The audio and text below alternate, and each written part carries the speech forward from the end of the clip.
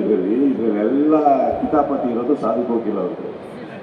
Okay, Sadhu Kokila ಅವರು ಆಮೇಲೆ ಕೂತ್ಕೊಂಡು ಹೇಳ್ತಾರೆ, ಎಲ್ಲಾದ್ರೂ ಕರೆದ್ರೆ ನಾನು ಹೆಂಗ್ ಮೇಂಟೈನ್ ಮಾಡಲಿ, ಯಾರನ್ನ ಸೆಕ್ಯೂರಿಟಿ ಕೊಡಲಿ ಅಂತ. ಇದನ್ನ ಹೋಗಿ ಅವ್ರಿಗೆ ಹೇಳ್ಬೇಕಾದ್ರೆ ಫಸ್ಟೇ ಅಲ್ಲಿ ಬಂದು ಅವ್ರು ಹೇಳ್ದಾಗ ಸೈಲೆಂಟಾಗಿ ನಿಂತ್ಕೊಂಡ್ರು, ಕೇಳಿಸ್ಕೊತಾ ಇರ್ತಾರೆ, ಸಾಧು ನೋಡ್ತಾ ಇರ್ತಾರೆ. ಇದು ಕಿತಾಪತಿ ಸಾಧುದು, ಬೇರೆ ಯಾರ್ದು ಅಲ್ಲ. ಇಂಡಸ್ಟ್ರಿಗೆ ಯಾರ್ಯಾರಿಗೆ ವೈಯಕ್ತಿಕವಾಗಿ ಕರೆದಿರೋರು ಎಲ್ಲರೂ ಹೋಗಿದ್ದಾರೆ. ಕರೆಯೋಕ್ಕಾಗದೇ ಇರೋರು ಯಾರು ಬರ್ತಾರೆ? ಬರೋಕ್ಕಾಗಿಲ್ಲ ಕೆಲವರಿಗೆ. ಇನ್ನು ಕೆಲವರು ದೊಡ್ಡ ದೊಡ್ಡ ಲೈನ್ಗಳು ಹೇಳಿದ್ರು, ಪರವಾಗಿಲ್ಲ, ನೀವು ತಪ್ಪೇನಿಲ್ಲ, ಫಸ್ಟ್ ತಿಳ್ಕೊಳ್ಬೇಕು ಅಷ್ಟೇ. ಪಾಪ ಸಾಧುದು ತಪ್ಪೇನಿಲ್ಲ, ಅವ್ರು ಇರೋದೇ ಹಂಗಲ್ವ, ತಮಾಷೆ ಮಾಡ್ಕೊಂಡಿರ್ತಾರೆ. ತಮಾಷೆ ಮಾಡಿಬಿಟ್ಟಿದ್ದಾರೆ, ಅದು ಸೀರಿಯಸ್ ಆಗಿಬಿಟ್ಟಿದೆ ಅಷ್ಟೇ. ನಾವು ಪ್ರೀವಿಯಸ್ ಟೈಮ್ ಕೇಳಿದ್ವಿ ನಿಮ್ಮ ಹೇರ್ ಸ್ಟೈಲ್ ಮೇಲೆ ಯಾವುದು ಎಕ್ಸ್ಪೆರಿಮೆಂಟ್ ಆಗ್ತಿಲ್ಲ ಅಂತ. ಸೊ ನಾವು ಕೇಳಿದ ಮೇಲೆ ನೀವೇನಾದರೂ ಎಕ್ಸ್ಪೆರಿಮೆಂಟ್ ಮಾಡೋದಕ್ಕೆ ಟ್ರೈ ಮಾಡಿದ್ರಾ ಅಂತ. ತುಂಬ ಚೆನ್ನಾಗಿದೆ sir. Thank you for inspiring me. Praveen sir maintenance ಕಷ್ಟ ಆಗಲ್ವಾ ಹಾಂ, ಮೇಂಟೆನೆನ್ಸ್ ಎಲ್ಲ ಹೇಗೆ? ಮೇಂಟೆನೆನ್ಸ್ ಕಷ್ಟ ಆಗ್ತಲ್ಲ. ನನಗೆ ತಲೆ ತುರಿಸ್ಕೊಳಕ್ಕಾಗ್ತಾ ಇಲ್ಲ, ಬೆರಳುಗಳು ಒಳಗೆ ಹೋಗಲ್ಲ. ಅದೇ ಅವ್ರನ್ನ ನೋಡಿ ಅನ್ಕೊಂತಾರೆ ನಂಗಿನ ವರ್ಷ ಇದೆ ಅವ್ರಿಗೆ ಇದು. ಬಟ್ ಒಂದು ಖುಷಿ ಏನಂದ್ರೆ ಪದೇ ಪದೇ ಹಿಂಗೆ ಅನ್ಕೊಬೇಕಾಗಿಲ್ಲ. ಇದು ಸೆಟ್ ಆದರೆ ಚೆನ್ನಾಗಿರುತ್ತೆ. ಬಟ್ ಆನ್ ಸ್ಕ್ರೀನ್ ಎನಿಥಿಂಗ್ ಇದು ಮಾಡಿಸ್ಕೊಳ್ಳೋ ದೊಡ್ಡದಲ್ಲ. ನೀವು ಹೇಳಿದಾಗ if you don't maintain it well, next ಬಂದಾಗ ಸರ್ ಕೂದಲೇ ಇಲ್ವಲ್ಲ, ಇದು ಹೊಸ ಅಷ್ಟೇ ಎಲ್ಲ ಆಗ್ತೀರ. No no no, this is setup once and for all. Sir ಪ್ರತಿ ವರ್ಷ ಕಿಚ್ಚ ಸುದೀಪ್ ಸರ್ದು ಬರ್ತಡೇ ಬಂದಾಗ ನೀವು ಅಷ್ಟು ಸಂಭ್ರಮಿಸ್ತಿರಲ್ಲ ಗೊತ್ತಿಲ್ಲ, ಫ್ಯಾನ್ಸ್ ಆಗಿರ್ಬೋದು, ಮೀಡಿಯಾಗಳಾಗಿರ್ಬೋದು, ಅಷ್ಟೊಂದು ಖುಷಿ ಪಡುತ್ತೆ, ಕುತೂಹಲ ಇರುತ್ತೆ. ಆದರೆ ನಿಮ್ಮ ಬದುಕಲ್ಲಿ ಹಲವು ವರ್ಷಗಳು ಬಂದೋಗಿದೆ ಹುಟ್ಟುಹಬ್ಬ ದಿನ. ಆದರೆ ನಿಮಗೆ ಬೆಸ್ಟ್ ಗಿಫ್ಟ್ ಯಾವುದು? ಅಮ್ಮ ಕೊಟ್ಟಿರೋದಾಗಿರ್ಬೋದು ಅಥವಾ ಪ್ರಿಯಾ ಮೇಡಮ್ ಕೊಟ್ಟಿರೋದಾಗಿರ್ಬೋದು, ಯಾವುದು ಬೆಸ್ಟ್ ಮೂಮೆಂಟ್ ನೆಟ್ ಮಾಡ್ಕೊಳ್ಳೋದಾಗಿ ನಮ್ಗೆ ತಿಳಿಸೋದಾದ್ರೆ? ಫಸ್ಟ್ ಮೂಮೆಂಟು ನನ್ನ ಫ್ಯಾಮಿಲಿ ಆಗಲಿ, ನನ್ನ ಸಹೋದರ ಆಗಲಿ, ಅಣ್ಣ ತಮ್ಮ ಬಂಧು ಬಾಂಧವ ಯಾರು ಇಲ್ಲದೆ ಇರೋ ಒಬ್ಬ ವ್ಯಕ್ತಿ ಗೇಟ್ ಹತ್ರ ಫಸ್ಟ್ ಬರ್ತಾರೆ. ಒಂದು 4-5 ಜನ ಸೇರ್ಕೊಂಡು, ಯಾರಪ್ಪ ನೀವು ಅಂದರೆ ನೀವು ಸಿನಿಮಾ ನೋಡಿದ್ದೀವಿ ಸರ್, ಹುಟ್ಟುಹಬ್ಬದ ವಿಶೇಷ ಯಾತ್ರೆಯಲ್ಲಿ ನೀವು ಈ ಸಂದರ್ಭದಲ್ಲಿ ನಾವು ವಿಶ್ ಮಾಡೋದು ಹೋಗಿ ಅಂತ ಮೊದಲನೇ ಬರೆದ್ರು ಫ್ಯಾನ್ಗಳು. ಅದೇ ನನ್ನ ಮೊದಲನೇ ಗಿಫ್ಟ್. ಅವರೆಲ್ಲ ಇಲ್ಲೇ ಎಲ್ಲೆಲ್ಲೋ ಇದ್ದಾರೆ ಹುಡುಗರು. ಅದೇ ನನ್ನ ಮೊದಲನೇ ಸ್ಪೆಷಲ್ ಗಿಫ್ಟ್. ಬಿಕಾಸ್ ಫ್ಯಾಮಿಲಿ ಅಂದಮೇಲೆ ಎಲ್ಲರೂ ಸೆಲೆಬ್ರೇಟ್ ಮಾಡೇ ಮಾಡ್ತಾರೆ, ಗಿಫ್ಟ್ಗಳು ಬರ್ತಾನೆ ಇರ್ತಾರೆ. ಯಾರು ಸಂಬಂಧ ಇಲ್ದಿರೋದು ವಿಶ್ ಮಾಡಿದ್ರಲ್ಲ first time, that is the biggest best gift I ever got. Sir, ನಿಮ್ಮ ಹೇರ್ ಸ್ಟೈಲ್ ಬಗ್ಗೆ ಸಾಕಷ್ಟು ಚರ್ಚೆ ಆಗ್ತಿದೆ. ನಿಮ್ಮ ಹೇರ್ ಸ್ಟೈಲಿಸ್ಟ್ ಯಾರು? ಹಾಗೆ ಬಿಗ್ ಬಾಸ್ ಅಲ್ಲೂ ಇದೇ ಹೇರ್ ಸ್ಟೈಲೇ ಕಂಟಿನ್ಯೂ ಆಗುತ್ತಾ ಅಥವಾ ಪ್ರತಿ ವೀಕೆಂಡ್ ಅಲ್ಲೂ ಒಂದು ಡಿಫ್ರೆಂಟ್ ಲುಕ್ ಅಲ್ಲಿ ಬರ್ತಿರೋದ್ರಿಂದ ಏನೋ ಚೇಂಜಸ್ ಆಗುತ್ತೆ? ಅದೆಲ್ಲ ಆಗಲ್ಲ. ಹೇರ್ ಸ್ಟೈಲಿಸ್ಟ್ ಹೆಸರು ಈಗಲೇ ಬೇಡ. ಯಾಕಂತಂದ್ರೆ ಮುಗಿದ್ಮೇಲೆ ಹೇಳ್ತೀನಿ, ನಾನು ಈಗ ಹೇಳೋದು, ಅವ್ನು ಬ್ಯುಸಿ ಆಗೋದು, ನನಗೆ ಸಿಗದೆ ಇರೋದು ಯಾಕೆ ಬೇಕು ಹೇಳಿ? ಏನಾದರೂ ಹೇಳಿದ್ರೆ ನಾವು ಟ್ರೈ ಮಾಡ್ಬೋದಲ್ಲ. ಫಸ್ಟ್ ಕೂದಲು ಬೆಳೆಸಿ, ಆ ಕೂದಲು ಇಟ್ಕೊಂಡು ಯಾವ ಬೇರೆ ಮೇಲೆ ಮಾತಾಡ್ತೀನಿ ಬಿಡಿ. ಅದೇ ಸರ್, ನೀವು ಹೇಳಿದ್ರೆ ಅಷ್ಟಲ್ಲಿ ಬೆಳೆಸೋಣ ಅಂತ ನೀವು ಬೆಳೆಸ್ಕೊಂಬನ್ನಿ, ಹೇಳ್ತೀನಿ.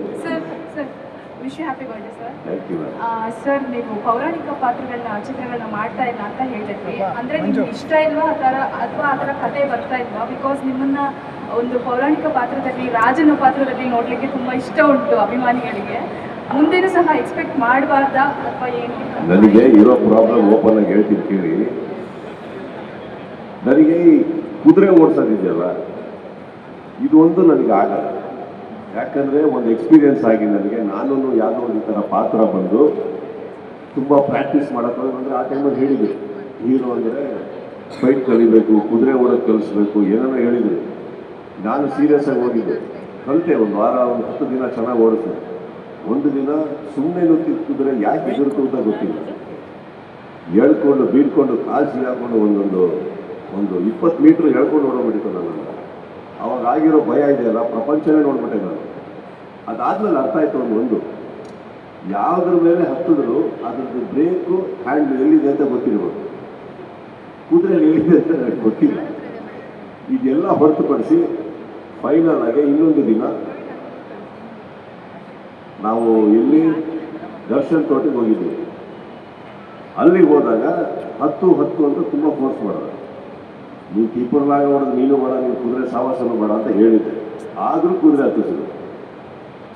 ನಾನು ಮೆತ್ತಿಗೆ ಯಾರು ಹಿಡ್ಕೊಳ್ರಪ್ಪ ನೀವು ಅಂದ್ಬಿಟ್ಟು ಮೆತ್ತಿಗೆ ಹೋಗ್ತಾ ಇದ್ದೆ. ಅವ್ರು ಟಗ ಹೋಗ್ತಾ ಸಾಯ್ಲು ದಿಸ್ಕೋಬೋದು, ದೊಡ್ಡದಿದ್ದಾವೆ. ಅದು ನೋಡಿದ ತಕ್ಷಣ ನಿಲ್ಸಪ್ಪ ಬಿಸ್ಕೊಂಡು ಅವತ್ತು ಇಳಿದವನು ಇನ್ನೂ ಕುದುರೆ ಹತ್ತಿಲ್ಲ. ಈ ಪೌರಾಣಿಕ ಮಾಡಿದ್ರೆ ಫಸ್ಟ್ ನಮಗೆ ಯುದ್ಧಕ್ಕೆ ಬರ್ತೀರಾ, ಆ ಕುದುರೆ ಮೇಲೆ ಕಿಚ್ಕೊಂಡು ಬರಬೇಕು. ಯಾಕೆ ಬೇಕು? ಈಗ ಮಾಡ್ತಾರೆ ಸಿನಿಮಾ ಥರ ಮಾಡಿದ್ರೆ ಬೈಕಲ್ಲಿ ಬರ್ತೀನಿ, ಬೇಗ ಮುಗಿಸ್ತೀನಿ, ಬೇಗ ಮನೆಗೆ ಹೋಗ್ತೀನಿ, ಬೇಗ ಪಿಕ್ಚರ್ ರಿಲೀಸ್ ಆಗ್ತಾರೆ. ಈಗ ಮಾಡ್ತಾರೋ ಬಿಲ್ಲಾ ರಂಗದಲ್ಲಿ ಮೇಕಪ್ ಎಷ್ಟೊತ್ತು ಆಗ್ತಾ ಇದೆ ಗೊತ್ತಾ? ಒಂದು particular character for Billa 2 hours, and I'm not joking, 2 hours. Hair ಇದರಿಂದ ಮಾಡೋದನ್ನ ಹಿಡಿದು, ಸ್ಟ್ಯಾಂಡ್ ಮಾಡೋದನ್ನ ಹಿಡಿದು, ಪ್ರಾಸ್ಟೆಟಿಕ್ಸಿಂದ ಹಿಡಿದು ಎಲ್ಲ ಗೊತ್ತು. ನನ್ನ ಲೈಫಲ್ಲಿ ನಾನು ಇಷ್ಟೊತ್ತು ಯಾವತ್ತು like for every day I take 2 hours to remove it take almost 25 minutes. So ಹೀಗಿರ್ಬೇಕಾದ್ರೆ ಆ ಕ್ಯಾರೆಕ್ಟರ್ಗಳಾಗಿ ಹೇಳ್ಕೊಂಡು ಹೋಗ್ತಾರೆ. I don't think I have that much of patience. Sir ನಿಮ್ಮ ಹೇರ್ ಸ್ಟೈಲ್ ತುಂಬ ವೈರಲ್ ಆಗ್ತಿದೆ, ತುಂಬ ಚೆಂದ ಕಾಣ್ತಾ ಇದ್ದೀರಿ ಕೂಡ. ಬಟ್ ನಿಮ್ಮ ಹೇರ್ ಕೇರ್ ರುಟೀನ್ ಹೇಗಿರುತ್ತೆ ನಮಗೂ ಸ್ವಲ್ಪ ಹೇಳಿ. ಡೈಲಿ ಸ್ನಾನ ಮಾಡಬೇಕು, ನಂಬರ್ 1. ಓಕೆ, ರಾತ್ರಿ ಹೊತ್ತು ಎಷ್ಟೇ ಲೇಟ್ ಆಗಿದ್ರು ಕಾರ್ಯಕ್ರಮ, ಬೆಳಗ್ಗೆ ಸ್ನಾನ ಮಾಡಬೇಕು. ಇಲ್ಲ ಅಂದರೆ ಇದೇ ಕೂದಲಲ್ಲಿ ಹೆಂಗೆ ಕಾಣಿಸ್ತೀವಿ ಅಂದರೆ ಮಾತ್ರ ಅವ್ರಿಗೆ ಕೇಳಿ. ಅವ್ರು ಹೇಳ್ತಾರೆ ಕರ್ಲಿ ಹೇರ್ಸ್ ಇದ್ದಾಗ ನೀವು ಬೆಳಿಗ್ಗೆ ಭಾಳ ಚೆನ್ನಾಗಿ ಕಾಣಿಸ್ತಾ ಇರ್ತೀವಿ, ಸ್ವಲ್ಪ ಧೈರ್ಯ ಬೇಕು ನಾವು ನೋಡೋಕ್ಕೆ. ಅವ್ರಿಗೆ ಹೌದು. No, nothing. There is a particular thing they have to take. Let's leave it. I feel like I'm doing a hair endorsement right now. Sir, super ನಿರ್ದೇಶಕರನ್ನ ಕರೆಸ್ಕೊಂಡಿದ್ದೀವಿ, ಆ್ಯಕ್ಚುಲಿ ಅಪ್ರಿಷಿಯೇಟ್ ಮಾಡಿದ್ವಿ. ಸೊ ಈ ಒಂದು ಗೆಲುವಿನ ಬಗ್ಗೆ ಏನು ಹೇಳಕ್ಕೆ ಇಷ್ಟಪಡ್ತೀವಿ? Beautiful, beautiful. ಸಿ, ಈ ಥರ ನಡೀತಾ ಇರಬೇಕು ನಮ್ಮ ಚಿತ್ರರಂಗದಲ್ಲಿ, ಅವಾಗಲೇ ಒಳ್ಳೇದಾಗಲ್ಲ. ಪ್ರತಿಯೊಬ್ಬರಿಗೂ ಇಲ್ಲಿ ಕಲಾವಿದರಿಲ್ಲ, ಸಿನಿಮಾ ಓಡ್ತಾ ಇಲ್ಲ, ಸಿನಿಮಾ ಮಾಡಕ್ಕೆ ಬರಲ್ಲ ಅನ್ನೋರು ಎಲ್ಲರಿಗೂ ಒಂದು ಪಾಠ ಇದೆ, ಗೊತ್ತಾಯ್ತಲ್ಲ? ಇಲ್ಲಿ ಚಿತ್ರರಂಗದ ಕಲಾವಿದರಿಲ್ವಾ? ಎಷ್ಟು ಕಲಾವಿದರು, ಎಂತೆಂಥ ಕಲಾವಿದರಿದ್ದಾರೆ ಹೇಳಿ. ನಾವು ಕೆಲವರು ಇಂಟರ್ವ್ಯೂಗಳು ನೋಡ್ತಾ ಇರ್ತೀವಿ, ಯಾರಿದ್ದಾರೆ ಈಗ, ಏನು ಮಾತಾಡ್ತಾ ಇದ್ದೀರಾ ಅರ್ಥ ಆಗ್ತಾ ಇಲ್ಲ. ಯಾಕೆ ರಿಷಬ್ ಹೀರೋ ಅಲ್ವಾ, ಧ್ರುವ ಹೀರೋ ಅಲ್ವಾ, ಗಣೇಶ್ ಹೀರೋ ಅಲ್ವಾ, ಯಾರು ಹೀರೋಗಳಿಲ್ವ? ಹೊಸಬ್ರು ಬರ್ತಾರ, ದುನಿಯಾ ವಿಜಯ್ ಹೀರೋ ಅಲ್ವಾ, ಶಿವಣ್ಣ, ಉಪೇಂದ್ರ ಅವರ, ಇನ್ನೊಬ್ರು ಎಷ್ಟು ಜನ ಬೇಕು, ರಕ್ಷಿತ್ತು, ಈಗ ಸೂ ಫ್ರಮ್ ಶೋ ಅಂತ ಹೇಳ್ತೀವಿ, ಯಾರು ತಾನೇ ಗೊತ್ತಿಲ್ಲ. ಇಷ್ಟು ಕಲಾವಿದರುಗಳು ಇರೋ ಚಿತ್ರರಂಗ ನಮಗೆ.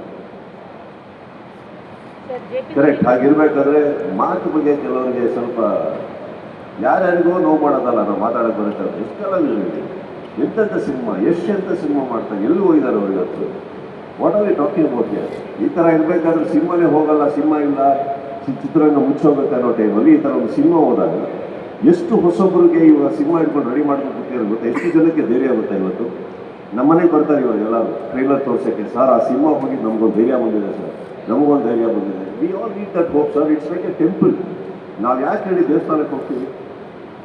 ಏನೇ ತೊಂದರೆ ಇದ್ದು ದೇವಸ್ಥಾನಕ್ಕೆ ಹೋಗಿ ಬಂದಾಗ ಒಂದು ಹೋಪಲ್ಲಿ ಬರ್ತೀವಲ್ಲ, ಏನೋ ಮಾಡಿದ್ದೀನಪ್ಪ, ಹರಕೆ ಹೇಳ್ಕೊಂಡಿದ್ದೀನಿ, ನೋಡೋಣ, ಏನೋ ಇರ್ಬೋದು. It's like any new film that does well, it's like a temple to the others. It's a great thing. I really wanted to appreciate him. ಅವ್ರನ್ನ ಆ್ಯಕ್ಚುಲಿ ನಾನು ಆ ಡೈರೆಕ್ಟ್ರು ಬಂದಾಗ ಭಾಳ ಒಂದು ಒಳ್ಳೆ ಕಥೆ ಹೇಳಿದ್ರು. ಸರ್, ನಾನು ನಿಮ್ಮನ್ನು ಭೇಟಿ ಮಾಡಿದ್ದೀನಿ.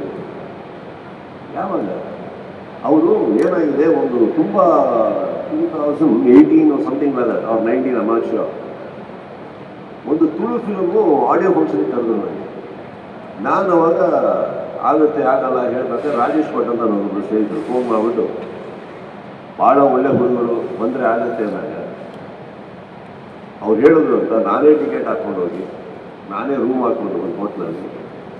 ಅವ್ರು ಅಲ್ಲಿವರೆಗೂ ಪೋಸ್ಟ್ ಹಾಕಕ್ಕೆ ಎದುರ್ತಾ ಇದ್ರು. ಬೇರೆಯವರೆಲ್ಲ ಹೇಳ್ತಾರೆ ಕೈ ಕೊಟ್ಬಿಟ್ಟಾರು, ಬರಲ್ಲ, ಯಾರು ಬರ್ತಾರೆ ಅಂತ.